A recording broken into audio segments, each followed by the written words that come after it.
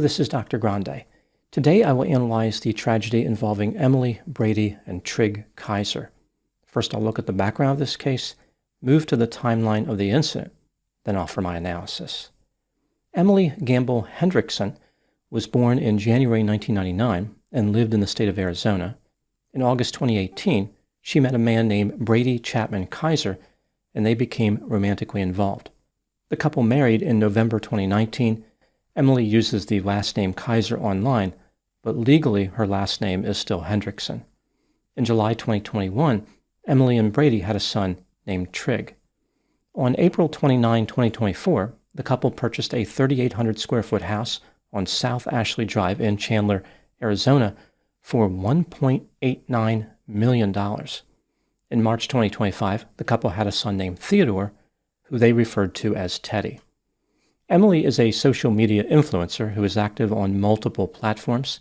For example, she has 155,000 subscribers on YouTube and 4.1 million followers on TikTok. Her content is consistent with a lifestyle brand. She posts videos of her and her family performing mundane and boring everyday tasks. Emilie's husband Brady works in solar sales and runs his own car detailing business. Now moving to the timeline of the incident. On Monday, May 12, 2025, at 6:41 p.m., Brady Kiser called 911 and reported that he found his 3-year-old son Trigg in the swimming pool at the Kiser family house on South Ashley Drive in Chandler. Trigg was unresponsive. When the police entered the house, they saw Trigg lying motionless on the floor in the living room between a couch and some bar stools. Brady appeared to be extremely distraught. The police and other first responders conducted CPR. Trigg was transported to a hospital by helicopter in critical condition. 6 days later, on May 18 at 3 p.m., Trigg Kiser was pronounced dead. Here is what the police found during the course of their investigation. Trigg drowned in the family pool, which was in the backyard. There were 4 access points from the house to the backyard. A large 4-panel sliding door, which could be opened with little effort, a breakfast nook door, which did not shut properly and did not lock, a master bedroom door, and a guest bedroom door. All 4 doors were connected to an alarm system, but the alarm did not sound when the doors were opened. On the couch in the great room, there was a plate of pancakes with a handheld gaming system next to it. This appeared to be a place where Trigg had once sat. In the backyard, there was a rectangular pool, which was 45 feet long and 22 feet wide. The depth of the shallow end was 3.16 feet. The depth of the deep end was 8.5 feet. On one side of the pool, there was a large safety net manufactured by a company called Catch-A-Kid, as well as a fabric top. The police learned that these pool covers stayed over the pool most of the time, but had recently been removed so the family could use the pool. Toys were found in various places in the backyard, including at the bottom of the pool, which was not protected by a fence. An elevated hot tub was next to the pool. It was 7 feet long, 7 feet wide, and 3.45 feet deep. Brady agreed to be interviewed by the police. Here's what he told them. On the day of the incident, he woke up at 7 a.m. and made breakfast for Trigg before taking him to school. He picked up Trigg in the afternoon, and they stopped at a McDonald's on the way home. He and his son arrived home at 4:30 p.m. Emilie left the house at 6:10 p.m. to go out to a restaurant with friends. After she left, Brady made Trigg dinner and fed his 5-week-old son Teddy with a bottle. After Trigg finished eating, he went into the backyard. Brady remained in the house with Teddy. Brady was sitting on a chair that pointed toward the backyard. He could see Trigg near a playhouse in a grass area. Trigg walked from that area onto the elevated portion where the hot tub was located. This is where Brady last saw Trigg. After spotting him there, Brady went and obtained a drink. He then went to where he last saw Trigg. This is when he found Trigg in the pool. Brady started CPR and called 911. When the police asked Brady what he thought happened, he responded, quote, "I think just that. He was playing out back. He was wandering and laying about like he does, and must have slipped. Must have, I think it was accidental, that he had fallen into the water obviously because he knows he's safe, He knows he's not supposed to go around it, unquote. As far as the pool cover, Brady said that he didn't put it on because the pool service company was coming the next day at noon. The police were able to confirm this appointment. During an interview with the Department of Child Safety, Brady repeated his story but added a few details. For example, while he was feeding Teddy, he was watching a basketball game on television, the Knicks versus the Celtics. When Trigg went into the backyard, Brady told him to stay close. Brady said, quote, "Once again, I was feeding a bottle, and so I was in the middle of doing that while watching. And after a moment of being like, you know, I had seen him only a moment prior, and I was like, oh, where is he? Got up, walked out there, and immediately saw him in the pool," unquote. He estimated that his son was outside for a total of 3 to 5 minutes from the time Trigg walked out of the sliding glass door until Brady observed him in the pool. Brady said, quote, "I was home alone. I had both kids, and so I knew I needed to obviously be tending on both of them. So wasn't ever out of my sight for long, but I mean," unquote. Brady abruptly ended the sentence right there. As far as Trigg's swimming abilities, Brady said that he was not proficient, and Emilie said he did not fully know how to swim. The police executed a search warrant to obtain video surveillance from the house. In the police report, there was a description of what the video captured, but it has been redacted due to a controversial and, in my opinion, nonsensical court ruling. I'll talk about that part later. Despite this redaction, some information about the video is available. For example, there were discrepancies between what was captured and Brady's account of what happened. Trigg was never in the grass area. He was outside for over 9 minutes, not 3 to 5 minutes, and Brady had not been sitting on a chair with a view of the backyard, as he stated. The video revealed that Trigg entered the backyard at 6:29 and 42 seconds. All these times are p.m. While playing with an inflatable chair, he tripped and fell from the elevated platform into the pool at 6:32 and 15 seconds, so less than 3 minutes after he entered the backyard. Trigg attempted to swim for 2 minutes before going under the water. Undoubtedly, this was a frightening and agonizing experience.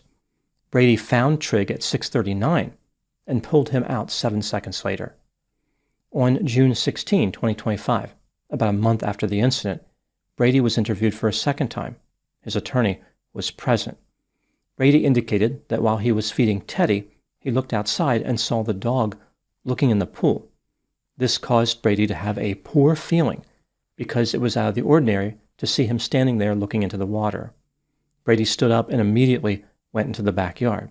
The police challenged Brady on his story that featured Trigg being in the grass area. Brady responded, quote, "That's my best recollection of that. I truly have nothing that I'm trying to withhold or hide in any way, shape, or form. All I've ever tried to do is recount, to the best of my ability, what occurred," unquote. When challenged about how he never sat in the chair looking out toward the backyard, Brady said he was sitting on the couch facing the TV with the sliding glass door to his right. Brady thought that Trigg being outside was harmless because it was not out of the ordinary. The police asked Brady how often Trigg was outside unsupervised. He responded, quote, "It's definitely not the norm, but there had been times when he would be outside. I don't have an exact answer for you, but it's definitely not the norm to be outside unsupervised," unquote. The police recommended to the Maricopa County Attorney's Office that Brady be charged with Class 4 felony child abuse. Prosecutors evaluated the case and decided not to file charges. This case is considered closed. Now moving to my analysis. Brady Kiser maintains his innocence, and he was never charged with any crime. His supporters argue that his son's death was an accident. The police and many other people do not agree. They believe that Brady should have been charged with a crime. Law enforcement did not claim that Brady acted with intent or that he was reckless. Rather, he demonstrated criminal negligence. In order to get a conviction under this standard, the state must prove that a person failed to perceive a substantial and unjustifiable risk, and that failure was a gross deviation from the standard of care that a reasonable person would exercise under similar circumstances. This brings me to the question, should Brady have been charged with a crime? Let's take a look at the evidence both for and against the idea that he should have been, starting with the inculpatory factors. When Trigg was mortally wounded, he was under Brady's care. Brady was aware that the swimming pool was dangerous. The family even had a safety device made by a company called Catch a Kid. Brady knew that this safety device and the pool cover were not on the pool that day. Trigg was not proficient at swimming. Brady allowed Trigg to enter the backyard alone while he watched a basketball game on TV. About an hour and a half before he called 911, Brady bet $25 that Boston Celtics player Jason Tatum would score over 40 points. This bet was a winner, paying $102.50. Brady allowed Trigg to remain in the backyard for over 9 minutes as he was distracted watching the basketball game. Trigg was in the water for almost 7 minutes. Brady made a few statements to the police that were not true. For example, he claimed that he was sitting in a chair looking out toward the backyard. Trigg was only outside for 3 to 5 minutes, and he saw Trigg in the grass area. Moving to the exculpatory factors, in addition to caring for Trigg, Brady was also looking after Teddy, who was only 5 weeks old. The discrepancies between what Brady told the police and what the video captured could be explained through memory errors. This does not necessarily indicate an intent to deceive. When considering all the evidence in this case, do I believe that Brady Kiser should have been charged? Yes. In my opinion, he should have been charged. The evidence meets the legal standard for criminal negligence under Arizona law, and a criminal charge would have been appropriate. However, given the absence of intent and the tragic nature of the outcome, I believe that a deferred adjudication would have been warranted in this instance. A permanent criminal record was not necessary here. Brady is going to suffer enough by reliving the death that his negligence caused. That is a life sentence on its own, a stain that he will never be able to remove. A deferred adjudication would formally recognize the failure to exercise reasonable care, provide for structured supervision and safety education, and still allow the case to be dismissed if the terms were met. In my opinion, that would have been the best way to achieve both accountability and compassion. As I indicated, no charges were filed in this case, so nothing happened. Now moving to my final thoughts. As I mentioned, a description of what was captured on the video surveillance system was redacted from the police report. This is because Emilie hired an attorney to file a lawsuit to keep this information concealed from the public. The argument here was that the contents of the report would only satisfy morbid curiosity and would risk exploitation by bad actors.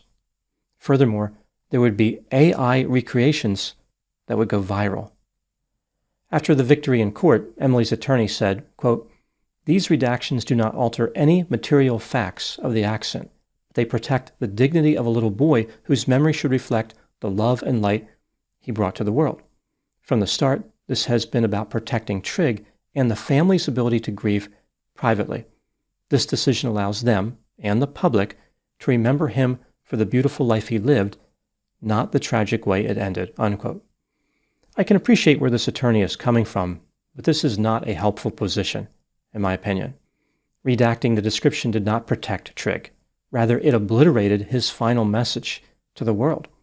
Through the terror that he experienced, he warned society about the dangers of negligence. There was nothing he could do to protect himself, but the details of the incident could protect another innocent child. Parents would read it and better understand how swimming pools can be hazardous. Through the redaction, Trigg's voice was taken away from him. His message was wiped out. The state removed Trigg's opportunity to tell the world that his life mattered, and what happened to him should not be tolerated. Hiding the truth may appear to have some limited benefits under certain circumstances, but in this case, it was a tragic miscalculation. Some people have taken a more extreme position on the redaction issue, noting the irony of a social media influencer who made money by featuring Trigg in videos, now wanting to keep secrets. I can appreciate this view, but it is important to keep in mind that Emilie is a victim in this case. She lost her 3-year-old son. It is reasonable to believe that even an influencer who promotes a lifestyle brand is entitled to request privacy. Moving on from this type of tragedy is very difficult, so one can understand the instinct to bury the horrible details. Those are my thoughts on the tragedy involving Emilie, Brady, and Trigg Kiser. Thank you so much for watching. I'll talk to you soon. Just a reminder that I have over 300 pre-release videos on my Patreon account. These videos are of the same quality as the videos I release to the public. When I put a video in pre-release status, it usually stays that way for several months, if not a year. I will put the link to Patreon in the description for this video.